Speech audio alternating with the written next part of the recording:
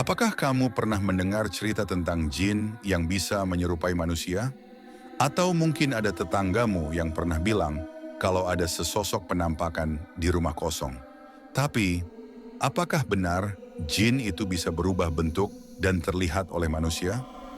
Oke, di video ini kita akan bahas tuntas mengenai hal tersebut.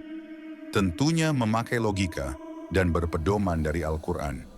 Jin, jin adalah makhluk ciptaan Allah dari api. Mereka hidup berdampingan dengan manusia, tapi di alam yang berbeda. Manusia hidup di alam nyata, dan jin hidup di alam gaib. Al-Quran jelas mengatakan bahwa manusia tidak bisa melihat jin.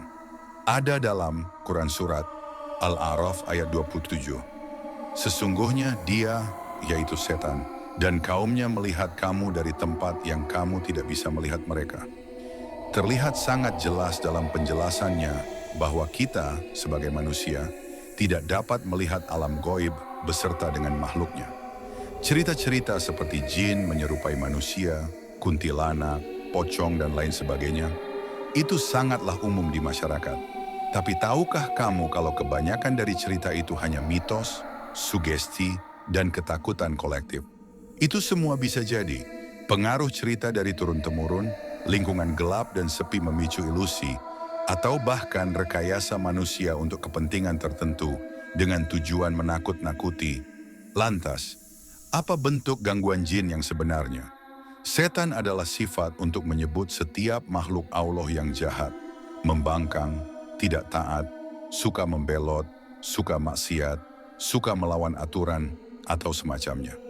Baik dari golongan jin maupun manusia, yang paling sering terjadi pada diri kita adalah rasa was-was, karena ada bisikan ke hati kita. Tujuan setan menggoda agar kita ragu pada kebenaran, malas beribadah, takut tanpa sebab. Inilah yang harus kita waspadai. Karena sejatinya setan mengganggu manusia itu dengan berbisik ke dalam hati. Jin memang ada, setan juga nyata, tapi bukan berarti kita harus takut buta. Islam mengajarkan untuk percaya kepada yang gaib, tapi tetap pakai akal sehat. Kalau kamu suka video seperti ini, subscribe channel Logika Gaib.